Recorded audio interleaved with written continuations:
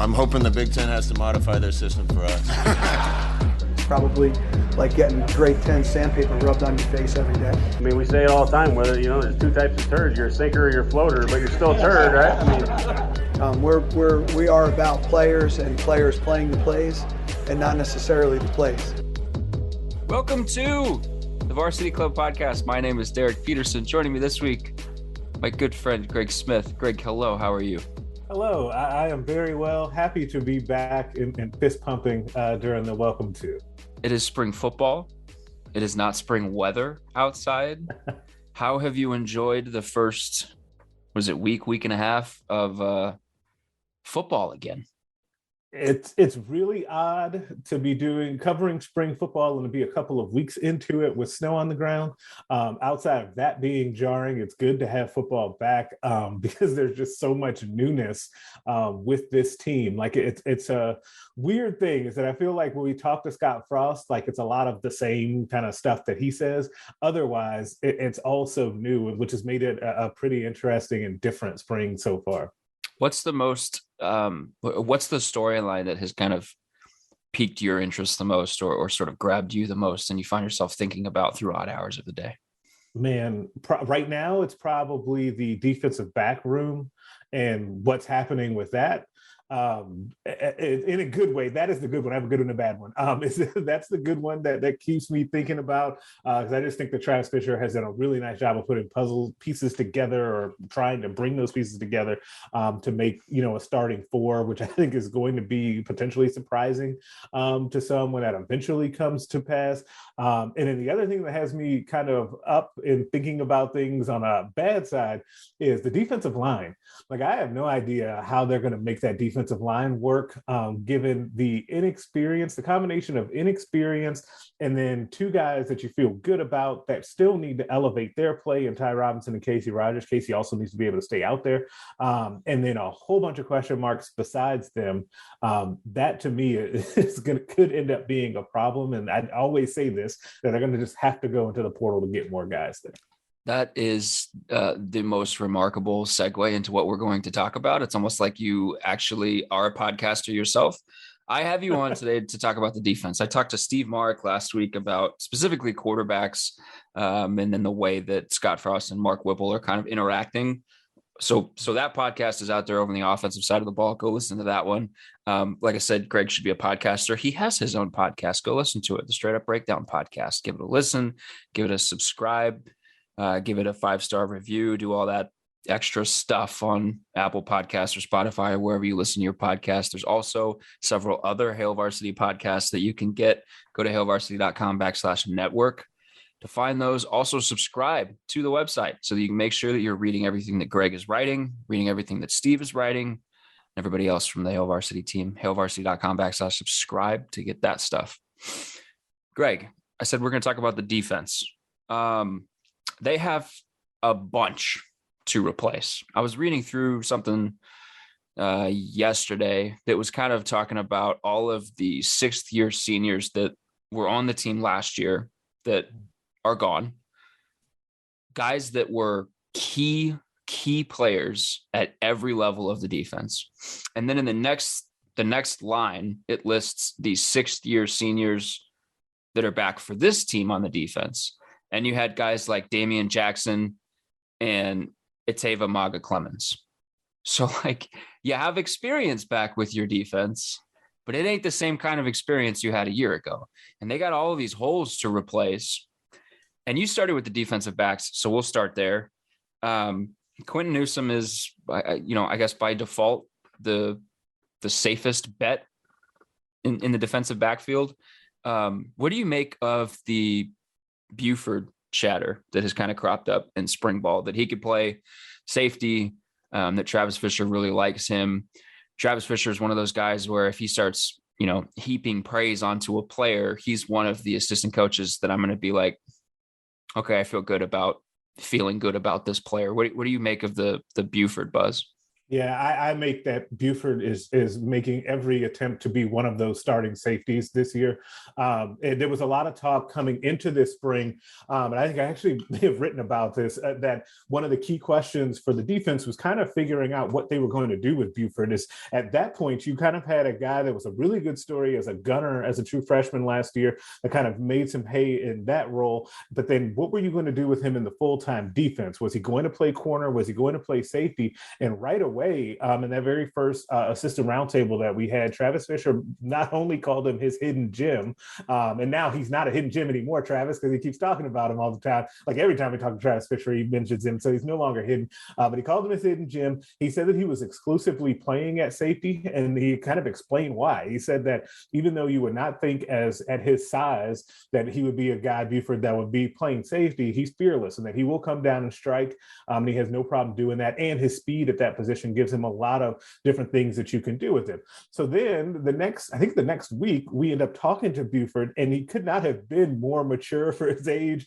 You definitely could tell that was a guy that spent a lot of time in the film room, and that had earned kind of the accolades that you had been hearing about him both publicly and privately. So I think that he's on his way to being one of those starters in the defensive backfield, which if you start to think about it, if as of right now on Friday, March 11th at 10:09 a.m. when we're recording this, if we're accepting Quint Newson as the safest bet at cornerback, and that's very safe to assume, and I think that Buford has one of those starting safety spots potentially on lock. There are only two more starting spots, and it starts to get really tight there, and that competition is really stiff. But I definitely think that Buford's putting himself in position to be a starter this year. So they've got some interesting stuff. If Newsom retains the one corner spot, they've got interesting stuff going on with the other corner spot, because they've got a couple of guys like Braxton Clark, who's been around for quite a bit and has been talked up quite a bit, but has struggled to stay on the field with injuries. They've got Tyreek Johnson, who was a really high profile transfer from last year. But then they've also got like the Omar Brown kid from Northern Iowa. They've got Tommy Hill from Arizona State. They've got the Gould kid who's on campus, the freshman. Yeah. I guess, like, what would you do with that other spot? Well, first, I would let the competition play out, because I think the Omar Brown missing for spring, at least for now, I don't know if he's missing the entire spring, but he is out right now, is a key factor in this. But it makes it to where the other guys that you name are going to get plenty of reps. The thing, and it's funny that you asked me this, because the Big Red Recon has not come out yet. I do have a note in there about this very situation. I think that, and I hear that Tommy Hill, the Arizona State defensive back transfer, is making a strong push for that other starting corner spot, or starting safety spot, safety corner. I can't talk. Starting corner spot opposite Quint Newson. So I think that he's having a strong showing. He's a guy that we know that Travis Fisher in Nebraska liked a lot coming out of high school. He went to Arizona State, wasn't able to visit Nebraska during the COVID year. And so I think that that's a big part of why he ended up at Arizona State. If you know what happened at Arizona State with those illegal visits, that makes sense. And so I think he's a guy that's going to get every opportunity to start opposite Quint Newsom. But there is a lot of competition. I don't know what you do with Omar Brown, because I know that people are really high on him as well. Is there a candidate at safety to slide down to corner? Well, surprisingly, if you listen to Travis Fisher, Desean Singleton. Desean Singleton is a guy that everyone kind of pegged as someone who could be in the mix coming out of JUCO to play safety right away for Nebraska. But Travis Fisher said he could also work at corner. The one thing, and it's funny because you noted that when Travis Fisher heaps praise on someone, that you definitely pay attention to. You don't have to take that with a grain of salt. The one thing I think you do sometimes have to take with a grain of salt is his talk about how many different positions guys can play. True. Just because of the fact that he talks so much about cross-training everyone. So I'll be curious if Desean Singleton actually ends up sliding down to safety, or if he stays at safety the way that, the position they recruited him for. This is why when you get tongue-tied and you swap corner and safety in your brain, just blame it on Travis Fisher, because he's constantly doing that. All the time. He's conditioning you to just view them as interchangeable positions. He would be proud. I've got the PFF numbers for Nebraska last year pulled up right now. Cam Taylor-Britt on 66 targets only allowed 35 receptions. He was a really good lockdown corner for Nebraska last year. Do they have a candidate on the team right now in your evaluation, Greg Smith, March 11th, as you said, to fully replace that? Because one of the interesting storylines with this defense, I think, is they've got guys, and we'll get to the nickel in a second, because I think this is also true there. They've got guys that can replace bits and pieces of what studs did on the defense last year, but I don't know if they have guys that can step into roles and do like everything that a guy like Cam Taylor-Britt or a guy like JoJo Domann did last year. In your evaluation, do they have a lockdown corner right now? That's a perfect way to describe it. No, I don't think that they do, and I don't want that to sound like a knock on Quint Newsom or Hill or Omar Brown or any of those guys, Braxton Clark, anyone. I just to be able to say that one of those guys is a shutdown corner right now, I think we would have needed to see it a little bit more. Like, I think that Quint Newsom is on his way, and I think that he's, I guess, if I had to like go out on a limb, I would say that he is the closest to that. And if he continues his development that kind of started last year, and I thought that he was pretty good last year, he's got a shot to do that. But I think your part about the bits and pieces is dead on that too, because I don't know that he's the same athlete at corner that Cam Taylor-Britt is. But I wonder just how that's going to go, because we talked last year about how right away teams were going at Newsom really hard, right? And I thought that he held up pretty well. But will he get that same level of attention this year? Will teams still go at him, or will teams automatically go away? Like, will they just kind of balance it out? Like, that'll be interesting to see. Then I think, to your point, someone's going to have to just prove it before teams have to adjust to that. Yeah, part of this is just like the natural progression of a team, right? Like, you build up a player like Cam Taylor-Britt, and then he leaves for the league, and you got to replace that guy. And if you've got a really good player, like we think Cam Taylor-Britt was a really good player, it's not easy to replace that guy. So like, and two, it's like we've said multiple times now, it's early in March. Like, we still got, however many months, 5 months, however many months before the season starts. So you got plenty of time to continue developing. Quint Newson was targeted 69 times last year, gave up 44 receptions. Average depth of target was 11 yards. Like, teams are going at him. They were testing him, and as a young player, he played with confidence always. It never really seemed like his confidence was shaken, or he was like, teams keep throwing at me, why are they doing that? It was always like, nope, I'm ready, keep throwing it at me. And that's kind of the mentality that you want to see in a corner. Let's move to nickel, because this is the most fascinating thing to me. They've got Chris Kolarovich playing nickel with Isaac Gifford and with Javin Wright. And those are three distinctly different players at that spot. And if you take the best parts of each of their games and mash them together, that player that you get is JoJo Domann. But individually, they are not that player. And so, to hear Chinander talking about, it's obviously a piece of their defense that they really like, that they're going to continue to feature in their defense moving forward. It gives them a lot of flexibility. It gives them that ability to be super multiple the way Chinander likes. The way I kind of interpreted Kolarovich moving down to nickel from not moving down, but moving over to nickel from linebacker, is that, one of the things that Domann was really good at that position was, when the play was coming his way, setting the edge, pushing things back inside.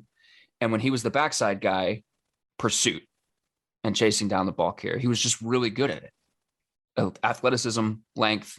He was a strong player for them at what they wanted to do with that position.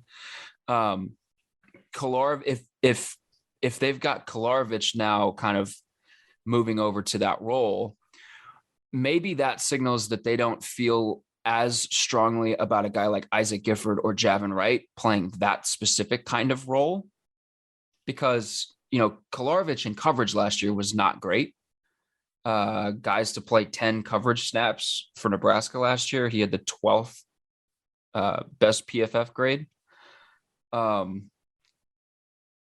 He's not the kind of coverage guy that Jojo Doman was. I mean, Doman had a safety background, and Shenander has talked about a guy like Javin Wright, who has a corner background that'll help him in coverage. But he just got here and he just kept growing. And you're like, well, we got this 6'4" corner now. Like, what are we going to do with him? So if you can kind of piece together, he plays coverage snaps, or Isaac Gifford plays coverage snaps, and then Chris Kolarovich plays run snaps, like maybe, like, what do you make of Kolarovich moving from, middle backer out to nickel? Do you get what I'm saying? Oh, yeah, I definitely get what you're saying. And I think that it's going to be a difficult transition, because all the talk when we talked to Chris this week was about his coverage skills and about him trying to get used to being out in coverage. And to his credit, he said he's been working really hard on it. He said that he has worked a lot with Omar Manning and Thomas Fedoni one-on-one to try to figure that out. Like, I would love to see the clips of that, because talk about a learning experience, but that's good to try and do it.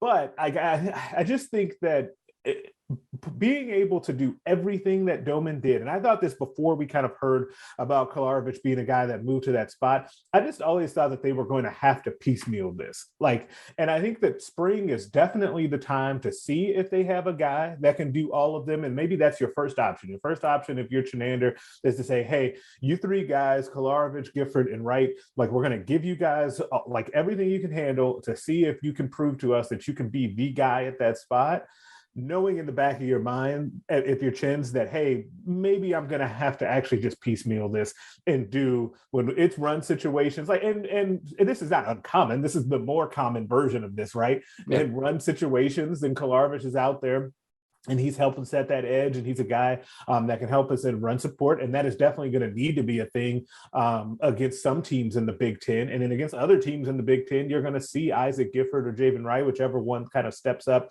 in that role in more of a coverage situation. But I do I think that it's interesting that Kolarovich could be that guy, because if you remember, was it this time last year about when they released those testing numbers, when that was back and they were releasing all of that, he was really high on a lot of those just raw athleticism things.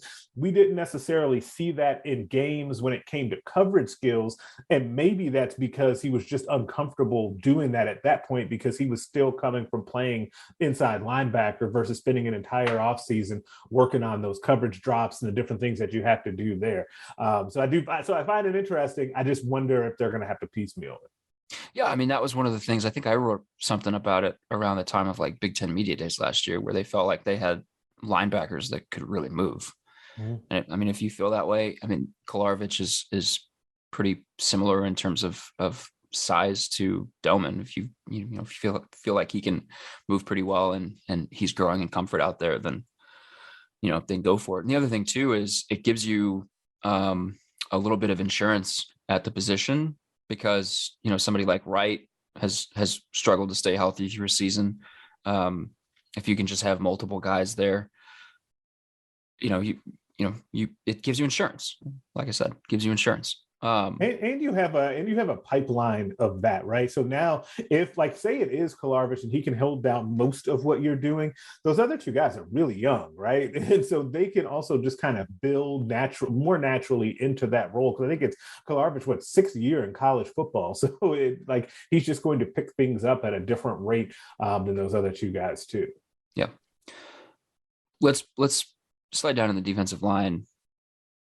One of the areas that you caution is the right word to use. Casey Rogers is not going to be available. What are you doing? Like what are you doing at that? How does Nash Hutmacher look? Let's start there. How does Nash Hutmacher look? That's going to be such a huge question here, and he has to be ready. Like, there's no way around that. And for how much like I talked about him and how much people have been so excited, like talk about him during the recruiting process and how excited people have been to get him on the field and to see him in action. Like, he's going to be a really key component to what happens, because you need at least you need him and probably one other guy to really take steps forward to be in the rotation. Because that would just help so much with what Nebraska is doing. Like you're gonna, if you feel good, and you should, from a play standpoint, about Robinson and Rogers, got to keep Rogers healthy, but Robinson and Rogers you feel good about. And then if Putmacher can come around and can give you rotational snaps on the interior with the way that I think they're playing those defensive ends, with Nelson basically being a hand in the dirt guy and Caleb Tanner kind of bouncing around, it's really a problem of how many interior guys do you have right now? There just aren't a lot of bodies right now. Mosiah Newsom, he's smaller to play on the inside, more of an end. But who's I guess who would be the next candidate? Because I'm looking at the looking at the scholarship breakdown. Looking at the scholarship breakdown. Jalen Weaver is pretty big. Ruquan Buckley, maybe, I think Buckley could be a guy but it might be a year early. Like, that's the thing, is you need someone ready now. Like, I think that Buckley I like Buckley's long-term potential, but we're still talking about long-term. I still think he's probably a year away unless there's some rapid development. Colton Feist is the guy, not a scholarship guy, but that's a name that continues to come up. And he played, was starting to get some run last year before his injury. There's not enough guys there. And I think that caution really is the thing, the right word to use there. So what they would do last year was they would kick their two ends inside and they'd walk their two edge rushers up, and they'd have kind of that four-man front, but they wouldn't have a traditional nose tackle on the field. Let me give you I'll give you four names. Okay. Pick two.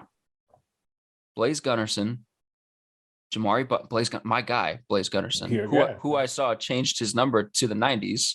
So he's about ready to make an impact as a pass rusher.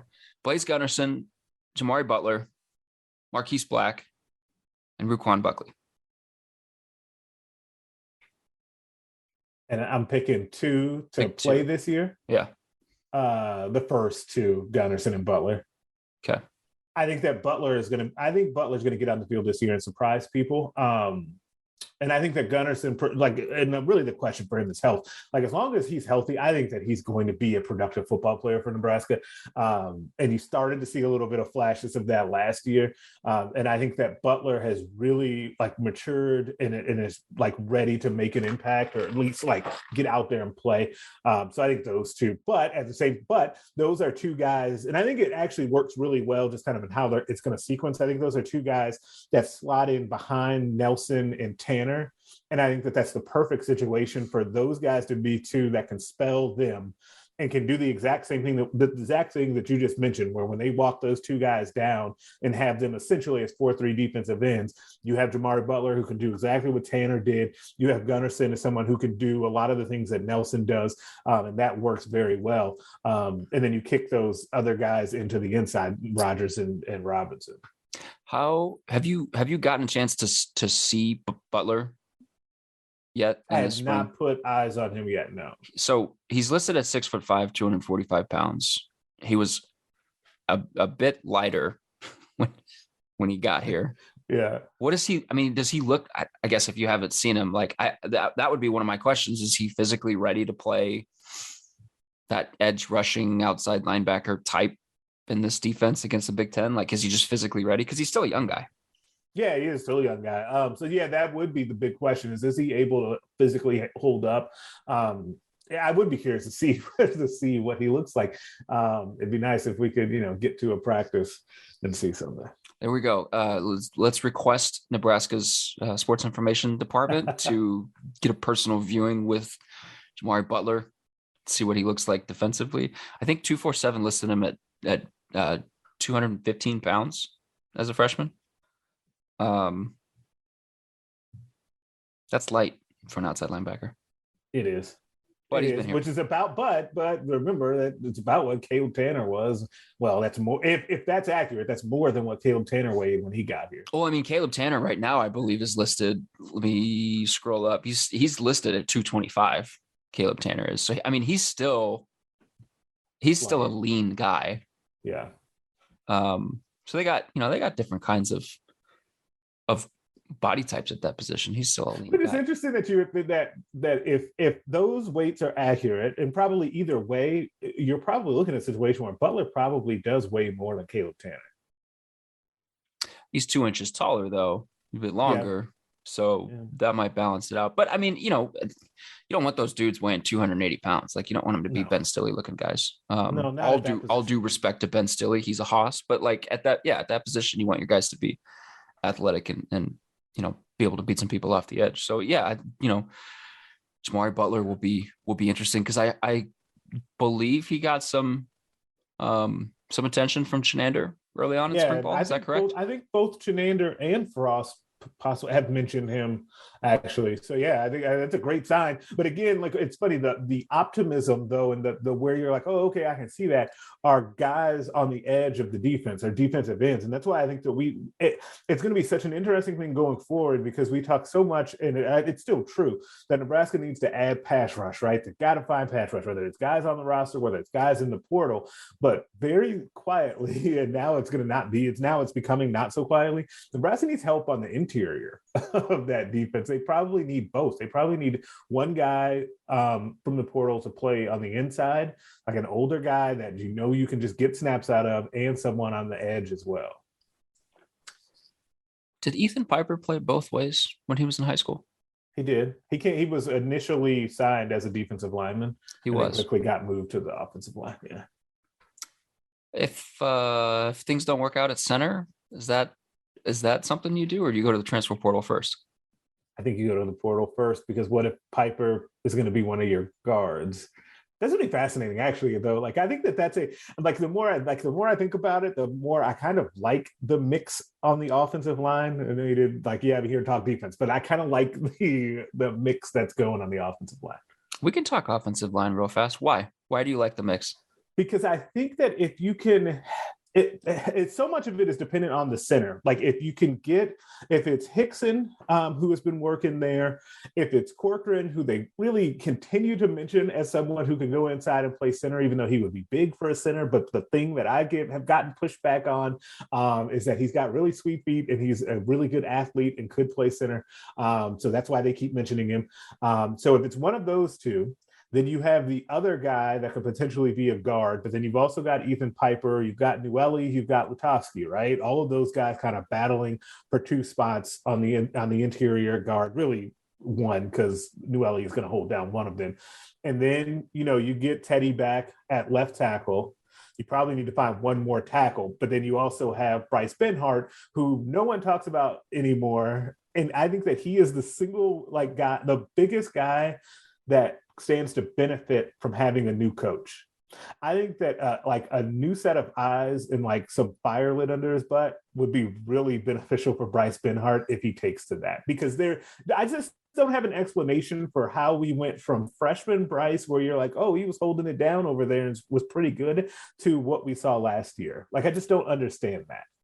Well, and as frustrating as it is to go through a season like that, if you are a high profile recruit who immediately upon arriving on campus, everybody wants to see you play and wants to see you play over the veteran guy that is ahead of you on the depth chart, to get onto the field and suck, frankly, and lose your spot. It's not a bad situation to be in right now, where no one's talking about you. Because right now, there should be motivation there. The situation Benhart is in, some people have moved on. Some people are ready to move on and see what else they have there. And so if you're Benhart, there's in a way, there's how much pressure is left? Not a ton. Right. So now it's really just about work. It's really just about the work. And you've got a new offensive line coach. So, it's not a bad situation to be in. And you've got competition that came in too. Like Hunter Anthony, Kevin Williams Jr. coming in to push those guys as well. Like I still maintain that I don't know which one it would be. I would lean Williams right now. I feel like the overall thought when those two guys came to Nebraska was, oh, those are nice depth pieces. Like they'll be backups, and if someone goes down, they'll be able to slide in. One of those guys I just feel like is going to end up pushing to start. Like I think one of them is going to end up surprising people. I can't peg which one I think it is. So the extra competition, I think, will also could help Ben Hart as well. Like his story, I'm really interested in this spring. Yeah, and it's just, yeah, me too. Same. Him and Corcoran both. Corcoran on the interior is very interesting. Back to the defense. Rank these positions in terms of transfer portal need. Okay. Interior defensive lineman. Okay. Defensive end. Pass rusher. So outside linebacker, pass rusher. Safety. I'd say interior defensive lineman, pass rusher, defensive end, gap, safety. Okay. That's how I would go. Do you feel good about where they're at in terms of their linebacker depth? It's getting trickier. So I don't yes and no. So I like where it's going on the outside linebacker, which is so interesting to think about, given like all the talk about needing that kind of hybrid pass rusher. And I just listed pass rusher as the number 2 thing because I just think they need a guy that can go get 5 or 6 sacks. Even if we put that low of a number, just at 6 sacks, like that would just be a really big deal for this defense, I think. But the thing that's kind of creeping up the concern meter, I guess, or the ladder, is inside linebacker. And it's a depth situation. I mean, if healthy, Henrich and Reimer are once again going to be 100 tackle type players, right? And that's what they basically were last year. And I think they'll be better, or could be better, this year. The problem is that both of them have extensive injury history. Reimer is out right now. The guy behind them, Garrett Snodgrass, is also out right now for the spring. And so there's a little bit of a gap there in just experience depth. You've got some guys that you feel really good about that are young, and I think could really end up being good players here. Gabor, Kapai, like those guys, Va, Clements, like I think that those guys could end up, helping the team. But I just think that that depth there is a little concerning once you get past that top group. What about Houseman and Seth Malcolm? I think that Houseman long-term is going to be really good. I'm concerned about Malcolm, but I'm like, it's a big jump coming from Iowa 8-man football to like playing Big Ten football. I think that you're still looking at a long-term project there, but I think that Houseman, it's funny. I did the big feature story on him a couple of months back for the magazine. And so I've gotten close with his family. He put on 8 pounds in like the span of 10 days or something like that, 14 days, something crazy like that. Well, when he first got here to Nebraska. And one of the things that he was really talking about is that he got here, got into a college weightlifting program, obviously, but then the nutrition, it like kind of opened up his world to start to learn about like fueling your body and those sort of things. And that's exactly what happens when these guys early enroll, especially when you're a kid like him that really wants to learn and craves being better. So I'm really high on him long-term. That was a side note, but I think that he'll be good long-term. Hey, I don't think that adding 10 pounds or 8 pounds in 10 days is something to brag about, because, I did that when I got to Chicago. It's not that big a deal, Craig. I mean, I'm not exactly sure that it's similar. It's similar. It ain't the same. But we'll see. I don't know, man. Your guns are growing. We'll see. It was Geno's. It was Geno's that did it. Geno's and Luminati's. There was a brief period where Alex was super mad at me for thinking that Luminati's was actually better than Geno's. It's not. Were you also going to Portillo's? We've had Portillo's a handful of times. Oh, you gave a look, man. I don't know if the family really likes the Italian beef. Okay. What about the beef and cheddar croissant? You gotta stay away from the chocolate cake shake though, because that will definitely help you with the added poundage. There's an actual piece of cake in this shake, so stay away from that. But the beef and cheddar croissant, way to go. Well, my diet is significantly better now. I'm in like the 5th month, I think, of a workout program that I started. So my diet is significantly better now. Nobody cares about that. I care. Here's devil. We're gonna get to see the green river. The river dyed green for St. Patty's Day. Yeah. We're gonna get to see it this year. We're gonna get actually be Chicagoans. Is that the right word? Maybe the right word. You go down there and hang out by the river walk. There's so much stuff down there now. Yeah, it's great. And they just lifted COVID restrictions that have been in place for a while on March 1st. So we're gonna actually get to, feels a little bit normal again. This will be nice. Anyway, Henrich and Reimer had 109 tackles last year. Henrich had 99. So here's a devil's advocate to, being concerned about inside linebacker, because those guys have a checkered injury history. If you've got Randolph Kapai and you've got Houseman and you've got Seth Malcolm and some of those guys able to get more snaps this spring than what they would normally get if, Henrich, Reimer, Snodgrass, all those guys are available. Isn't that good for depth development? Because those guys are seeing the field with, first teamers or in significant situations that, as significant as a spring period can offer. Wouldn't that be a good thing for building and cultivating depth? Yes. And yes, that should be a really good thing, actually, because now that when you say that, maybe also think about on the flip side of that, with all of the competition on the offensive line and at running back, you're not going to get days off coming at you from the other side. Yeah. And so you're going to get guys' best effort every day because they're trying to stay claim to playing time too. And so, yeah, that should really help those guys. Lots of positions up for grabs. Yes. Which could be really good or really bad. We'll see. Well, it's really good for us because there's a lot of interest. Excellent. A lot of things to write about, a lot of storylines to parse over and think about. I am thankful for that, because I did not think that this spring was going to be like that. After you told me at the Iowa game that this spring would be so interesting and we'd have so much to discuss and people would be interested in it, I would have called you crazy. So I am thankful for all the change. Spring is always interesting, Greg. Spring is new hope. Spring breeds hope. It hope does. And optimism and all that fun stuff that sells papers. We get to pump sunshine. I was just going to say, are we dispensing the Kool-Aid? Is that what happened right now? No, don't use the K word. We're pumping sunshine. Pumping sunshine. Okay. Would we ban that word on the pod? I don't want to get accused of anything here. Good.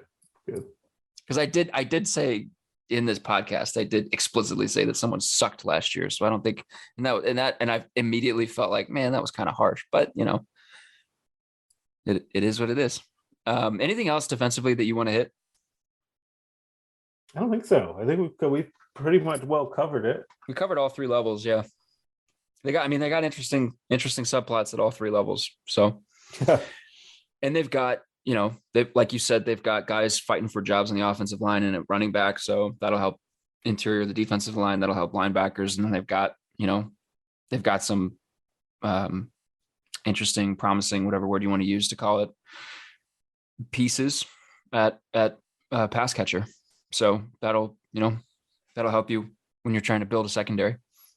So it should be a fruitful spring period for Nebraska. Greg, I'll let you go with that. Thank you so much for giving some time and coming back. Hey, thank you for having me. Go get the Portillos. Have a cheat day. We're going to Michael Jordan Steakhouse for anniversary dinner. So that's my cheat day. Okay. Doing it right. The garlic bread with the fondue, the cheese fondue. Whew, it's so good. We actually could just have that as our entire meal. Just have 2 orders of that appetizer as our entire meal. We've talked about it before, but the steak is too good there. Funny story. Not to keep you, but funny story. We were walking past Jordan Steakhouse and listening to the people that were walking behind us. And this was, months ago. And there were these 2 ladies behind us and they were talking and they're like, do you think that is actually owned by the basketball player? Or do you think that it's just someone that had the name Michael Jordan and thought, hey, I can capitalize off of this and just opened a steakhouse? And it was the most incredible conversation I think I've ever heard. Like, I'm so happy to live in a big city now where I can just walk around downtown and listen to idiotic conversations behind me and just find entertainment. That's an all-timer. Like that's yeah, sure, yes. The random Jordan. It was incredible. Has a wildly incredible steakhouse or Yes. a wildly successful steakhouse. Nice. That just happens to have all manner of Jordan memorabilia inside. Yeah. He just wanted it at auction. Do it in Chicago too, like just all of it. Yeah. Yeah. And it was like, I think it was the basketball. Like they didn't even talk about like GOAT Jordan. They're like, I think there was a basketball player that played at Chicago here, or was it somebody else? It was an all-time conversation. So that's rough. That's rough. Big city life, man. Nothing like it. That's it, man. Thanks for coming on the podcast. Thanks to you guys for listening. Shouts to Cam for producing this episode every week, and to you guys for continuing to listen. Appreciate it. Hit the subscribe button if you haven't already. Leave a 5-star review. We'll be back next week. Thanks, guys.